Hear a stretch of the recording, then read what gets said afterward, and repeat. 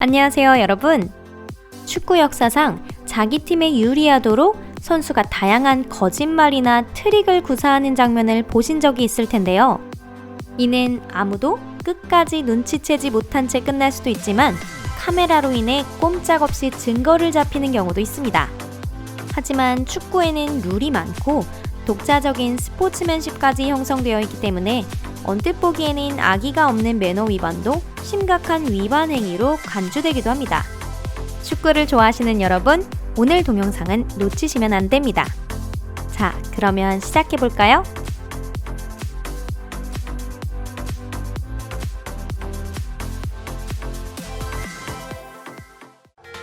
우루과이 대 가나의 경기에서 우루과이 포워드인 루이스 수아레스는 골라인에서 골키퍼를 대신해 골문을 지켰습니다. 가나 선수가 첫 번째 슛을 헤딩으로 날렸고 수아레스는 곧바로 무릎으로 공을 튕겼습니다. 그 상황은 무사히 넘겼지만 재정비할 틈도 없이 두 번째 슛이 날아오고 있었네요. 여기서 그가 보여준 반응이 문제가 됐습니다. 수아레스는 골을 손으로 막았고 아무도 이것을 알아보지 못할 거라 생각했죠. 하지만 그의 뜻대로 되진 않았어요. 심판이 휘슬을 울렸습니다. 영악한 수아레스는 옆에 서 있던 선수에게 죄를 덮어씌우고자 했고 혹시 먹히지 않을까 생각하며 내가 한 것이 아니야, 얘가 그랬어 라고 심판을 향해 호소하기 시작했습니다. 하지만 바로 레드카드가 주어졌죠. 수아레스는 퇴장하며 눈물을 흘렸고 곧 월드컵에서 퇴출될 것이라 생각했습니다. 하지만 얼마 후 그는 자신의 위반 행위로 팀 전체를 구하게 되는데요. 상대팀은 페널티킥에 실패했고 우루과이는 수아레스의 구원의 손 덕분에 준결승 진출을 이뤄낸 것입니다. 수아레스 본인은 준결승 출전을 인정받지는 못했지만 이 희생이 없었다면 팀은 그 자리에 갈 수 없었을지도 모르겠네요. 이것이 술수였는지 아니면 팀을 위한 영웅적인 행동이었는지 여러분은 어떻게 생각하시나요? 선수는 팀을 위해서라면 어떤 일이라도 할 수 있습니다. 1989년 9월에 일어난 자기 희생이 낳은 또 하나의 사건을 소개해드릴게요. 칠레 대 브라질의 예선 경기. 칠레에게는 남은 기회가 전혀 없는 상황에서 경기 종료 20분 전 엄청난 일이 일어납니다. 칠레 대표의 골키퍼 로베르토 로하스가 불꽃이 나는 물체에서 1m 정도 떨어진 곳에서 다량의 피를 흘리며 쓰러져 버린 겁니다. 나중에 알려진 바로는 관객석에서 팬 한 명이 폭죽 같은 것을 쏘아 올렸고 이것이 그라운드에 떨어져 골키퍼를 다치게 한 것이었는데요. 이 경기는 결국 칠레의 승리가 되었고 칠레가 이탈리아에서 열리는 월드컵에 진출하는 흐름이 되었지만 설명할 수 없는 사실이 몇 가지 남아 있었습니다. 그것은 바로 폭죽은 로하스를 스치지도 않았다는 거죠. 그가 쓰러진 곳은 폭죽에서 조금 떨어진 곳이었는데요.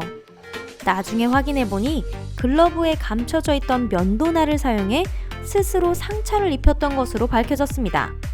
이는 라이벌을 없애기 위한 음모였던 거죠. 폭죽이 떨어지는 순간 로하스가 위장하는 순간을 기적적으로 카메라에 담아냈던 그 카메라맨이 없었다면 아무도 이 일의 진실을 알 수 없었을 겁니다. 결과적으로 로하스에게는 당시로서는 생각도 할 수 없는 5,000달러의 벌금이 부과되었고 영구 추방 처분을 받게 되었습니다. 그리고 칠레 대표팀은 1994년 월드컵 출전이 금지되었습니다. 모든 사실을 촬영했던 한 사람이 없었다면 이 일은 아무도 알 수 없었겠죠? 1986년에 치러진 아르헨티나 대 잉글랜드의 준결승전에서 디에고 마라도나는 전체 경기를 통틀어 가장 유명한 골을 넣었습니다. 이 골은 무려 손으로 넣은 것이었습니다. 하지만 심판이 이를 인지하지 못했고 골은 결국 득점으로 판정되었습니다. 그리고 바로 4분 뒤 그는 한 골을 더 넣으며 팀은 2대1로 승리했습니다. 경기 후 마라도나는 신의 손이었다고 주장하며 위반을 인정하지 않았다고 하네요. 마라도나에 의한 20세기 최고의 골은 2007년 리오넬 메시에 의해 재현됐습니다. 바르셀로나 대 에스파냐의 경기 전반 43분. 그는 적의 골대를 향해 헤딩슛을 날렸지만 이는 사실 손으로 넣은 골이었습니다. 전혀 의심할 수도 없이 일어난 일이었죠. 하지만 메시가 너무 절묘하게 해내는 바람에 주변 사람들은 그를 더 이상 추궁할 수도 없었습니다. 골은 결국 인정받았고요. 골키퍼는 항상 경계하며 팀의 등을 지켜야 합니다. 골키퍼인 마르빈 히츠는 너무나도 엉뚱한 방법으로 이 역할을 해냈는데요. 시합 중 그의 팀은 반칙을 했습니다. 심판에게 항의하기 위해 모두가 페널티 존에 몰려있는 사이에 히츠는 발로 슬그머니 잔디밭을 뭉개놓기 시작했는데요. 그 결과 상대팀의 포워드 선수가 발을 헛디뎌 버렸고 골키퍼는 큰 어려움 없이 슛을 막아냈습니다. 그 후 그는 사죄하며 다시는 이런 일을 하지 않겠습니다 라고 말했는데요. 그렇다고는 해도 아무래도 설득력이 떨어지는 것은 사실이네요. 이렇듯 레드카드가 부여되거나 경우에 따라서 시합의 출정 정지를 명하는 것은 부정행위에 대해서만 적용되는 일은 아닙니다. 축구라는 것은 과장 없이도 보는 사람의 마음을 크게 움직일 수 있는 경기인데요. 시합 중 응원단이 흥분해서 기쁨이나 부정적인 감정들을 말도 안 되는 방법으로 표현하기도 합니다. 그렇게 생각하면 골을 넣은 직후 선수들이 그 기쁨을 색다르게 표현하고 싶어 하는 것도 전혀 이상한 일은 아닌 것 같아요. 아무렴 좋은 게 좋은 거니 괜찮지 않을까라는 생각이 들기도 하는데요.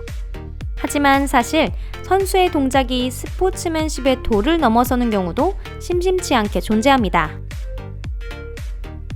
2012년 9월 15일에 열린 시합에서는 기쁨이 괴로운 실망을 함께 동반할 수 있다는 것을 여실히 보여주고 있어요. 하노버의 스타 사볼치 후스티는 로스타임 마지막에 골을 넣었습니다. 그 슛은 무척 인상적일 뿐만 아니라 팀의 승리를 안겨주었기에 그도 크게 기뻐했는데 심판은 이를 두고 지나쳤다라고 판단했습니다. 그가 승리를 축하하며 유니폼을 벗었을 때는 이미 옐로 카드가 준비된 상태였죠. 하지만 후스티는 벗는 것에 그치지 않고 관객석과 피치를 가르는 펜스에 뛰어 올라가기까지 해서 이 때문에 벌을 받게 됐습니다. 즉시 레드 카드가 건네졌죠. 그리스 대표인 요르기오스 카티디스는 2013년 3월 16일에 진행된 경기에서 골을 넣은 기쁨을 표시했는데 그 방식이 유별난 데다 센스까지 없는 방법이었습니다. 그는 관중석으로 달려가 오른손을 들어 독특한 포즈를 취했는데요. 그 자리에 있었던 모든 사람들은 이 포즈를 눈치챘지만 심판들은 어째서인지 반응을 보이지 않았습니다.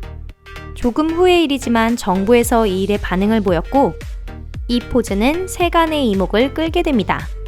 결국 카티디스는 비판에 시달리다 그리스 대표팀으로부터 영구 추방까지 당하게 되었습니다. 후에 그는 이 포즈의 의미를 몰랐고 악의도 전혀 없었다고 고백했는데요. 마지막까지 그는 대표팀으로 복귀할 수는 없었지만 그렇다고 해서 이 일이 프로로서 축구를 이어가는 데 큰 문제가 되지는 않았습니다. 하지만 정말 지나친 퍼포먼스는 누구에게도 좋지 않습니다. 2014년 9월 27일 독일 3부 리그의 실파노 콤파리우스는 이 사실을 뼈저리게 통감했죠. 그가 축하하며 유니폼을 벗어던진 것까지는 대단한 일이 아니었습니다. 하지만 그 후 결승골의 기쁨을 사랑하는 응원단들과 함께 나누고자 한 그는 관중석으로 뛰어들고 말았습니다. 그리고 역시나 심판은 이 기쁨을 인정하지 않았죠. 유니폼을 벗은 것으로 옐로 카드, 그리고 관중석에 뛰어든 행위로 결국 그는 레드 카드를 받고 말았습니다. 다음으로 소개할 선수는 동정심까지 들게 하는데요. 스웨덴 3부 리그에서 메디 드레세비치는 자신의 골에 대한 관중석의 열기가 부족하다고 느꼈는지 악의 없는 장난을 하나 생각해냈습니다. 그는 관중석으로 달려가 기쁘게 스스로 박수를 치기 시작했는데요. 엄격한 심판들은 이 농담을 이해하지 못했으니 얼마나 놀랐을까요? 이런 골 세레모니는 실제로 재미있고 웃긴 일이었지만 드레세비치는 이날 2개의 옐로 카드를 받아 자동적으로 레드 카드를 받게 되고 만 것입니다. 오늘 영상은 여기까지입니다. 시청해주셔서 감사합니다. 여러분의 기대에 부응할 수 있는 영상이었다면 좋겠네요.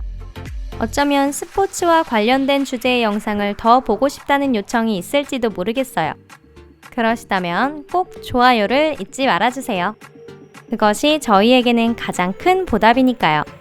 그럼 다음 영상까지 안녕히 계세요.